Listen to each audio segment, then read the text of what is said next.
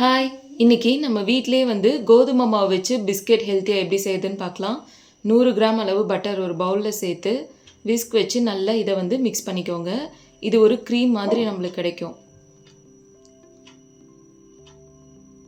So நல்லா mix பண்ணதுக்கப்புறமா இதில் ஒரு அரை கப் அளவு நாட்டு சர்க்கரை சேர்க்குறேன். உங்களுக்கு நாட்டு சர்க்கரை இல்லை ஒயிட் சுகர் இருக்குன்னா நீங்கள் அதை பவுடர் பண்ணி சேர்த்துக்கோங்க. கொஞ்சமாக ஒரு பிஞ்ச் அளவு சால்ட்டும் சேர்த்துக்கிறேன்.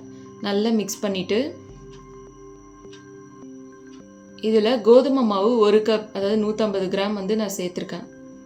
இதை வந்து நல்லா கையிலேயே மெதுவாக பிசைஞ்சு எடுத்துக்கலாம். ரொம்ப அழுத்தம் கொடுத்து பிசைய தேவையில்லை.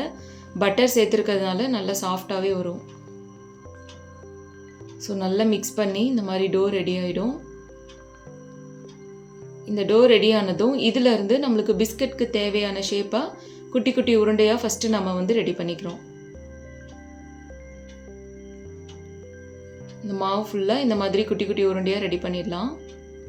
ஸோ அதுக்கப்புறம் நம்மளுக்கு தேவையான ஷேப்புக்கு நம்ம மாற்றிக்கலாம். இப்போ இதை வந்து நான் வந்து ரவுண்ட் ஷேப்பில் தான் செய்ய போகிறேன். ஸோ கையிலேயே வச்சு தட்டி ரவுண்ட் ஷேப்புக்கு நான் கொண்டு வந்துடுறேன். நீங்கள் பட்டர் வேணான்னு நினச்சா பட்டர் பதிலாக நெய் கூட சேர்த்துக்கலாம் இதே அளவில்.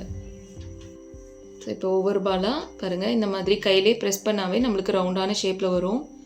சைடில் இந்த மாதிரி ப்ரெஸ் பண்ணும்போது விரிசல் வர மாதிரி இருக்கும். அதுவும் லைட்டாக அப்படியே நம்ம அழுத்தி விட்டோம் அப்படின்னா அது ஃபுல்லாகவே க்ளோஸ் ஆகிடும்.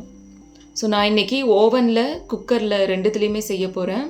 ஓவனில் 10 நிமிஷம் வந்து 175 டிகிரி செல்சியஸில் ப்ரீ ஹீட் பண்ணிவிட்டு 18லேருந்து 22 நிமிஷம் நம்ம வந்து வச்சுட்டோம் அப்படின்னா பிஸ்கெட் ரெடி ஆகிடும்.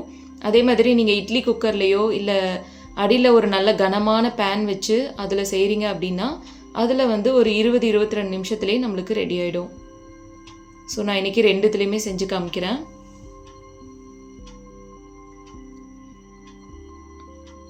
பிஸ்கட் மேலே டிசைன் வேணும் அப்படின்னா இந்த மாதிரி ஸ்பூன் வச்சு ப்ரெஸ் பண்ணிவிடுங்க. இப்போது இந்த தோசைக்கல்லில் 10 நிமிஷம் ப்ரீ ஹீட் பண்ணிவிட்டு இட்லி பிளேட்டில் கொஞ்சம் பட்டர் தடவி பிஸ்கட் வச்சதுக்கப்புறம் மேலே அந்த பிளேட்டை வச்சு ஒரு கவர் போட்டு மூடிடலாம். இது வந்து நம்மளுக்கு 20-22 நிமிஷத்தில் ரெடி ஆகும்.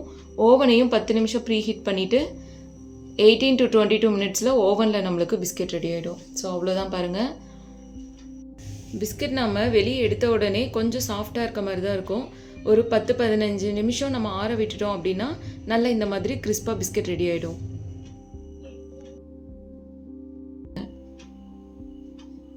இட்லி பாத்திரத்தில் வச்ச பிஸ்கெட்டுமே நல்ல கிறிஸ்பாக வந்திருக்கு.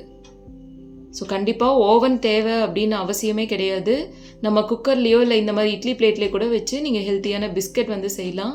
ஸோ இந்த வீடியோ பிடிச்சிருந்ததுன்னா கண்டிப்பாக சேனலை சப்ஸ்கிரைப் பண்ணுங்கள், வீடியோவையும் ஷேர் பண்ணுங்கள். இன்னொரு வீடியோவில் நம்ம பார்க்கலாம். பாய்.